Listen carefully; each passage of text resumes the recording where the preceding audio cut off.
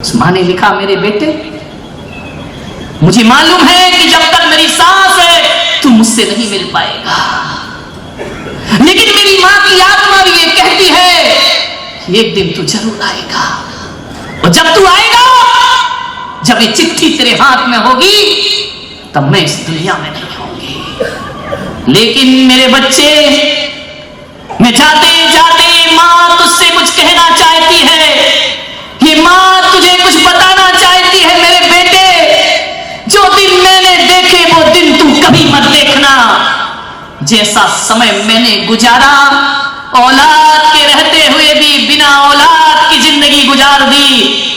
मैंने तुझे पाल पोस कर बड़ा किया, लेकिन मृत्यु के अंतिम समय तक मेरे बच्चे एक शब्द के लिए तरसती रही।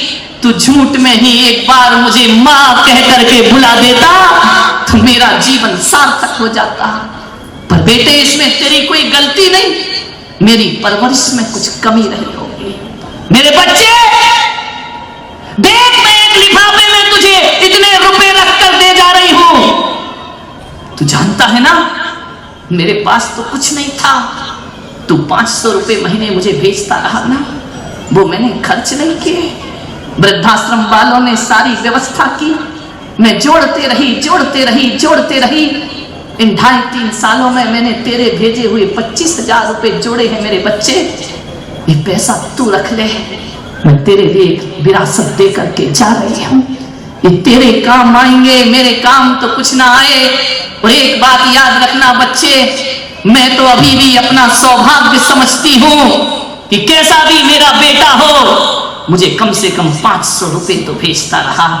लेकिन जब काल चक्र बदलता है और जब तेरी औलाद तुझे घर से बाहर निकालेगी और उसके पास यदि 500 रुपए देना भी मंजूर नहीं हुआ, ये माँ की दौलत तेरे बहुत काम आएगी। उस वृद्धाश्रम में तेरे जीवन का सहारा बनेगी। इसे संभाल के रखना। ये होती है माँ मेरे भाई। माँ ने कहा, बेटा, जिस नफरत को मैंने सहन किया है, अरे सारी दुनिया नफरत करे तो माँ को दर्द नहीं होता है, औलाद नफरत करे माँ का सीना फट जाता है।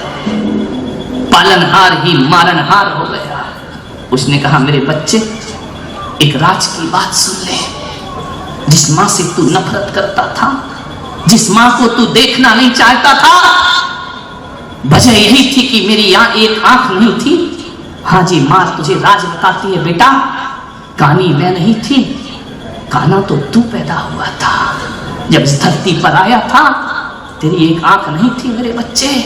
लेकिन मैं जानती थी कि मेरे बच्चे की एक आंख नहीं होगी तो लोग इसे मनहूस कह करके बुलाएंगे, लोग इसका सुबह से मुंह नहीं देखेंगे। जब तू काना पैदा हुआ था ना मेरे बेटे, उस समय मुझे लगता था ये बच्चा अपनी जिंदगी कैसे जिएगा।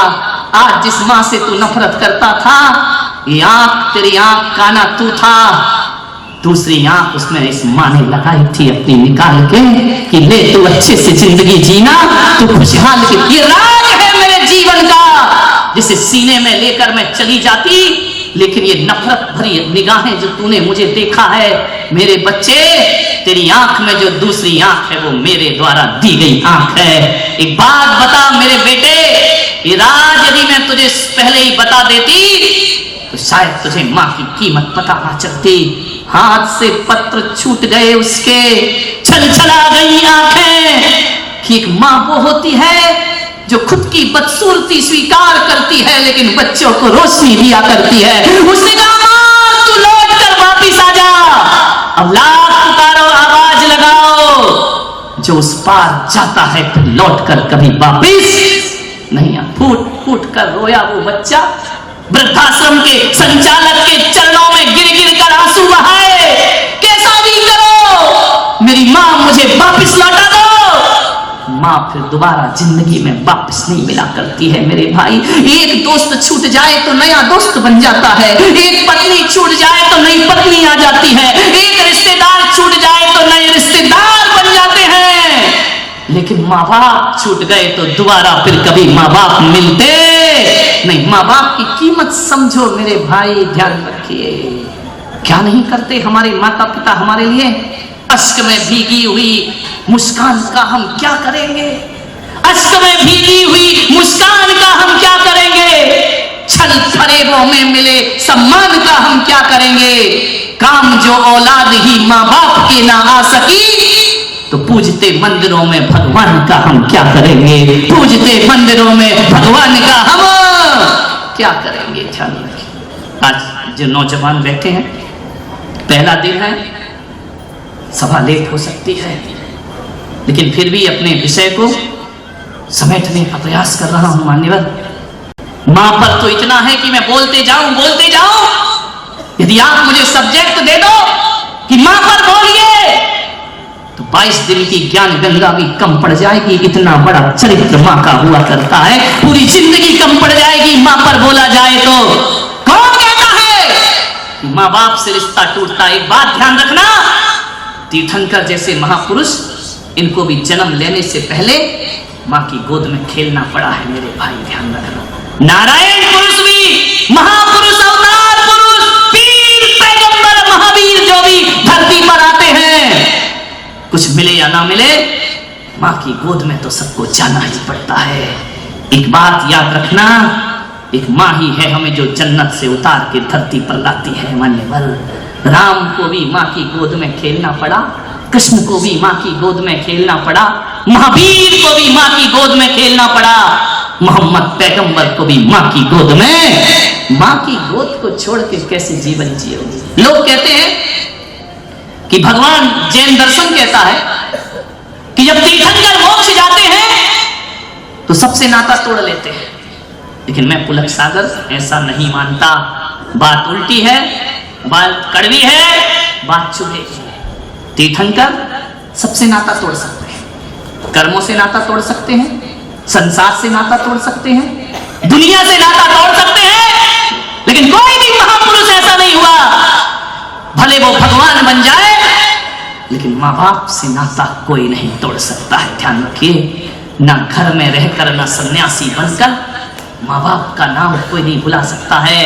आज भगवान महावीर, भगवान पारसनाथ, राम, कृष्ण, ये दुनिया से नाता तोड़कर चले गए, लेकिन आज भी दुनिया जब इन्हें याद करती है, ये दुनिया के भगवान क्यों ना बन जाएं, लेकिन आज भी दुनिया याद करती है तो त्रिशला नंदन वीर की और जय बोलो महावीर की। ध्यान रखिए, आज भी त्रिशला नंदन है वो, आज भी कौशल्या नंदन है वो, आज भी वो अश्वसेन के राज दुलारे बर्मा माता की आंखों के माँ बाप हमारी पहचान है, हमारा इतिहास है।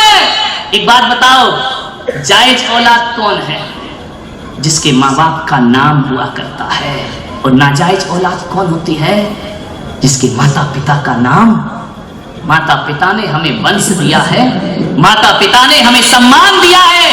और एक बात याद रखिए, यदि माता पिता बचपन में छोड़ देते तो तुम्हें कोई जायज औलाद नहीं कहता मेरे भाई, नाजायज औलाद हो जाते तुम। एक माँ बाप ने अपना चरित्र संभाला है जिंदगी भर, तब तुम आज इज्जत की जिंदगी जी पा रहे हो। ध्यान रखिए, माँ बाप ने अपने अरमानों का गला घोंटा है। ध्यान रखना, एक डॉक्टर बेटा, एक इंजीनियर बेटा, एक वकील, एक मजिस्ट्रेट, एक प्रधानमंत्री, एक संत, एक बात याद रखना, आज जो आदमी जहां भी है ना, ये मत सोचना कि अपनी मेहनत और पढ़ाई के दम पर है। अरे तुम डॉक्टर बाद में बने हो, तुम्हें डॉक्टर बनाने का सपना तुम्हारे माँ बाप ने पहले देखा था। ध्यान रखिए, वकील बनाने का सपना माँ बाप ने देखा था। एक नरोत्तम मिश्रा, एक मंत्री है मध्य प्रदेश में, डबरा में वो रहते हैं, मुझे ले गए कि मैंने एक महालक्ष्मी का मंदिर बनाया है, संत जी आप उस मंदिर में चलेंगे? मैंने कहा चलो, मुझे क्या है। गया, बहुत सुंदर लक्ष्मी नारायण का मंदिर बनाया है, लेकिन मंदिर के सामने उसे आदमकद की 2 मूर्तियां स्थापित की है। मंदिर के सामने उसके माता पिता की मूर्ति। मैंने नरोत्तम मिश्रा से कहा कि क्या है? तो उन्होंने कहा ये माई माता पिता है।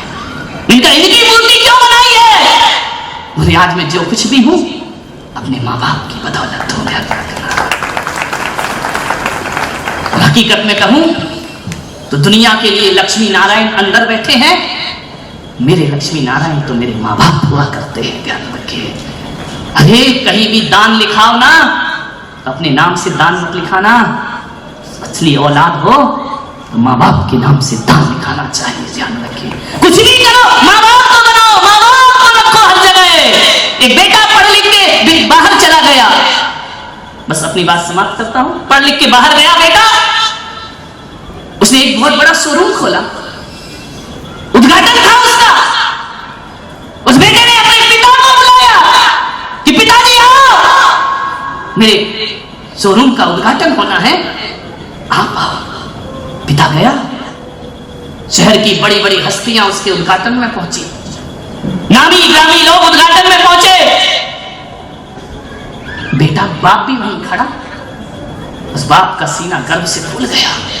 उसने कहा मेरे बेटे ने मेरी मेहनत सार्थक कर दी। उसने बेटे से पूछा कार्यक्रम के बाद कि बच्चे ये तो बता, दुनिया में सबसे ज्यादा ताकतवर कौन है? उस बच्चे ने कहा पिताजी सबसे ज्यादा ताकतवर मैं हूं, मैंने देखो कितना बड़ा शोरूम बनाया है। पिता की नजरें झुक गई।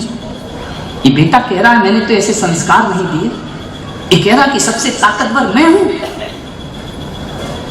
बेटे बाप ने कहा तो मैं चलूं? जाओ पिताजी। फिर लौट के आया बाप। उसका बेटा एक बात सच बता, दुनिया में सबसे ज्यादा ताकतवर कौन है? कुछ और उत्तर की अपेक्षा थी बाप को। उसने कहा पिताजी सबसे ज्यादा ताकतवर मैं हूं। तू है, तुझे अहंकार आ गया? नहीं पिताजी मैं बहुत ताकतवर हूं। बोले क्यों? बोले इसलिए कि मेरे ऊपर तुम्हारा आशीर्वाद है, और जिसके ऊपर तुम्हारे जैसे पिता का आशीर्वाद होगा उससे बड़ा ताकतवर दुनिया में कोई और नहीं हुआ करता है। आप सबसे बड़े ताकतवर हैं। अरे पिता तो वो होता है, माता तो वो होती है कि घड़ा कितना भी बड़ा बन जाए, उसमें कितना भी गहरा पानी और शीतल पानी समा जाए, लेकिन ध्यान रखना उस घड़े के ऊपर एक ढक्कन रखा होता है। जानते हो वो ढक्कन क्यों रखा रहता है? कि उस घड़े के अंदर कोई गंदगी ना चली जाए, उस घड़े के अंदर कोई कचरा ना चला जाए, उस घड़े के अंदर कोई बुरी चीज ना चली जाए। तो बेटा कितना भी बड़ा हो जाए, माँ बाप तो घड़े के ऊपर रखे हुए ढक्कन के समान होते हैं, जो अपने बच्चे के अंदर बुराइयों का प्रवेश नहीं कराने दिया करते हैं।